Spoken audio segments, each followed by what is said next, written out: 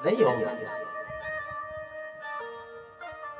आत्मदेव ब्राह्मण बहुत प्रसन्न, अब तो छप्पड़ बांध दिया भगवान ने, हमको एक नहीं दो दो पुत्रों को दे दिया। लोगों ने कहा चलो अच्छा रहा, भगवान की महती कृपा से कम इनके पुत्र हो गए। खुशी का ठिकाना नहीं, धीरे धीरे दोनों पुत्र बड़े हुए। आत्मदेव ब्राह्मण ने नामकरण करे, एक का नाम रखा गोकर्ण, जैसे गो के समान है जिसकी कर्ण, उसका नाम कर्ण माने कान। गाय जैसे जी के कान है, कोई को नाम गोकर्ण हुए। और दूसरे को नाव धर रहे थे अपनी नाव से जोड़ के, तो सोच रहे थे कि हम अपनी नाव से धर दें, जो घर वाली के लगी काय 9 महीना नो हमने पेट में धरो, कष्ट हमने भोगे। नाव अपनी नाव से जोड़ के धर रहे, जैसे मेरो नाम वैसे मेरे बेटा को नाम होना चाहिए। मेरा नाम है धुंधली, इसलिए मेरे बेटे का नाम धुंधकारी होगा। नाव धरो। धीरे धीरे गुण भरे आए कि गोकर्ण पंडितो ज्ञानी धुंधकारी महाकला। एक तो बहुत योग्य हो गया, पंडित हो गया, ज्ञानी हो गया, और एक महाखल हो गया। गोकर्ण ब्राह्मण बन गए हैं, आज इनके अंदर ज्ञान भंडार भरा पड़ा है, और धुंधकारी में दुर्गुण आ गए हैं। मांस मदिरा का सेवन करने लगा है, घर की जितनी भी संपत्ति है सब जुआ में हार गया है, घर में कुछ नहीं बचा। नन्हे नन्हे बालकों को देखता धक्का मार देता, पटक देता। जब देखा कि किसी को शांति से नहीं रहने दे रहा, तो घर के लोग भी परेशान हो गए। जब घर के लोग परेशान भए तो घर में जितने धना तो सब्र लौटाया, और लौट के जब वापस आओ तो घर पहुंचो, बाप से कहने लगे सुनो जहां जहां वो धरो है सब निकाल के हमें दो। बाप बोलो जी देखा तो सब तो लेगा, और कहां से ले रहे? अगर प्यार से नहीं दोगे तो गला दबा लेंगे, तुम्हारी हत्या कर देंगे, लेकिन राजी राजी धन दे दो मुझको। जब आत्मदेव ब्राह्मण से आज उसी का बेटा कह रहा है कि अगर राजी राजी नहीं दोगे तो गला दबा के ले जाए। जब बात मोड़ा बाप से कहते हैं, उस समय बाप की हृदय से पूछो वो बाप को कैसा लगता है। बेटा के लिए अपना बाप बड़ा करता है, पालन पोषण करता है, यही सोच के करता है कि मेरा बेटा बड़ा होगा, मेरा ख्याल रखेगा, मेरा ध्यान रखेगा, मेरी विपत्ति में मेरा साथ देगा। और जब वही बेटा नालायक हो जाता है, वही बेटा आकर के अपने माँ बाप को गालियां देता है, वही बेटा आके माँ बाप को मारता है, माँ बाप को पीटता है, उस समय उस बाप के हृदय से पूछो, उस माँ के हृदय से पूछो, उस माँ को कैसा लगता है, उस पिता को कैसा लगता है। ऐसी संतान से तो अच्छा, ऐसी औलाद से तो अच्छा मैं बिनु औलाद का था, वो ठीक था। ऐसी औलाद परमात्मा तूने मुझको दी ही क्यों, जो मुझे को कष्ट दे रही है। हमें अपनी औलाद से घृणा होने लगती है। आज आत्मदेव ब्राह्मण को त्याग उत्पन्न हो गया, मन में वैराग आ गया। काश अगर मैंने उस संत की बात को मान लिया होता, जो संत ने कहा था क्यों पड़े हुए संतान के पीछे, क्यों पड़े हुए पुत्र के मुंह में, ममता करनी तो भगवान से कर लो, पर मैंने एक नहीं मानी। आज संत की बात को मान गया होता तो ये दिन नहीं देखना पड़ता, लेकिन मुझसे भूल हो गई। अब नहीं रहूंगा मैं यहां एक पल, चला जाऊंगा अपने घर को छोड़कर। भाई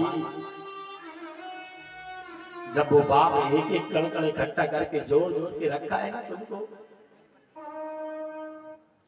और जब औलाद आती है तो वो जब नष्ट करती है संपत्ति को, और पूरा नष्ट करने के बाद भी पिता से बोलती है कि क्या कहती है, तुमने किया ही क्या है अपने जीवन में, तुमने करके कमा के दिया क्या है, जो कुछ किया मैंने ही तो किया है।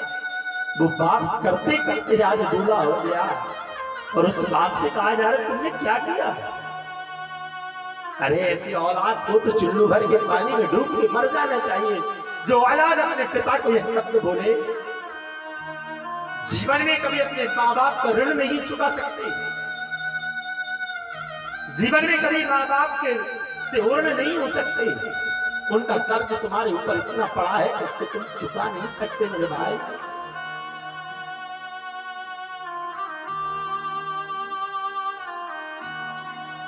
उस माँ से पूछो जो माँ 9 माह तक पेट में ढोती है ना, कितनी कष्टों को भोगती है। खाने की कोई अच्छी इच्छा हो तो वो भी नहीं खा पाती। उसके बाद भी घर के तानों को सहती, उसके बाद भी घर के लोगों की बातों को भी सहन करती।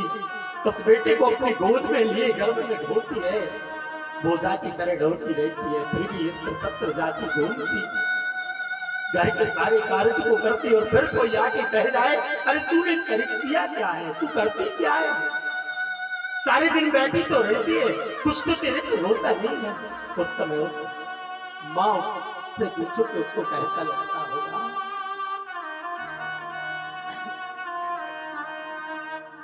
मेरे भाई,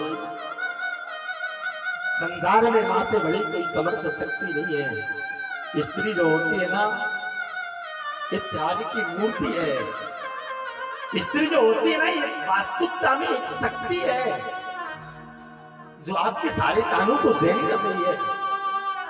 सुबह से लेकर तुमसे पहले उठती है और तुमसे बाद सोती है, उसके बाद भी पूरा दिन अपने गृह के कार्यों में लगी रहती है, पूरे दिन गृह की सेवा में लगी रहती है, अपना ख्याल भी नहीं रखती। और जब वो बालक जन्म लेके आ जाए, उसी बालक को लेती अपने साथ अपने हाथों में लेती झूला झुलाती है।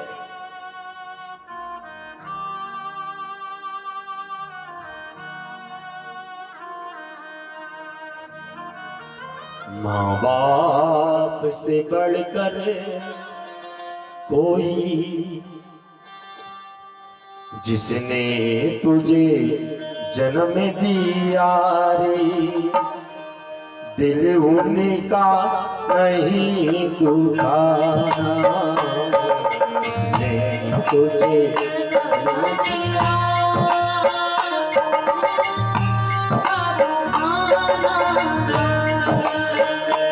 जिसने तुझे जन्म दिया रे, दिल उनका नहीं दुखाना, जिसने तुझे जन्म दिया, दिल उनका नहीं दुखाना। माँ बाप से बढ़कर सके मेरे, माँ बाप से बढ़कर सके नहीं दूजा कोई खजाना, नहीं दूजा कोई खजाना।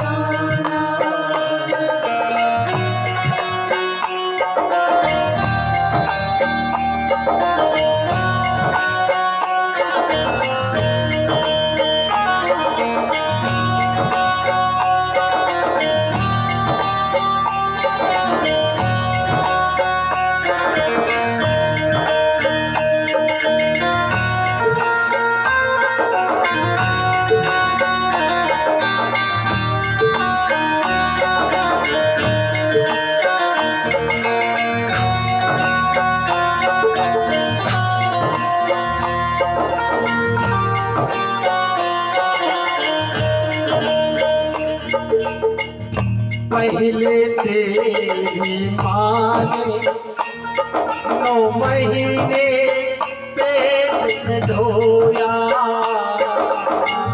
पहले तेरी माँ ने 9 महीने पेट में ढोया, सीने का दूध पिलाकर जब जब बंदे रोया, सीने का दूध पिलाकर जब बंदे तू रोया, जब जब बंदे तू रोया, जब जब बंदे तू रोया।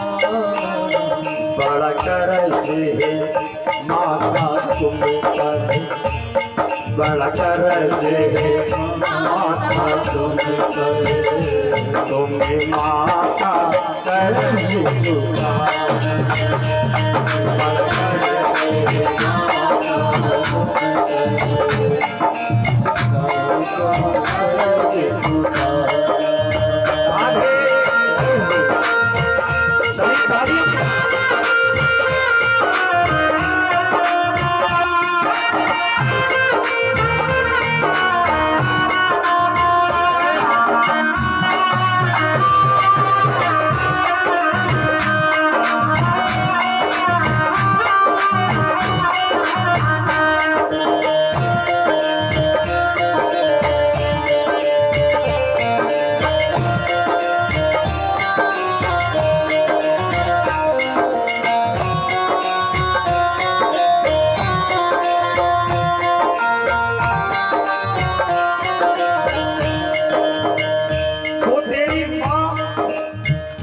बालक को अपने गर्भ में रखती 9 माह होती, बालक कितने में लेके आता।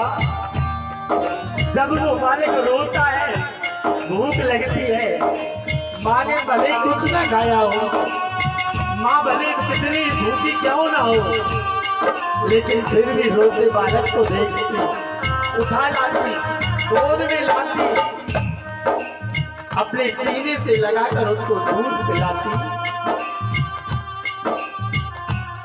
क्योंकि जब बालक जन्म लेके आता तो उसको ये पता नहीं होता मैं जाकर के क्या खाऊंगा, क्या पीऊंगा, लेकिन उसको सबकी खबर है।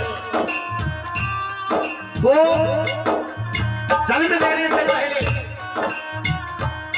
माँ के स्तनों में उसको पीने की खाने की व्यवस्था कर देता। जब दूध नहीं तब दांत दिए, अब दांत दिए तो भवन दिए, तो दांत दिए तो भवन दिए,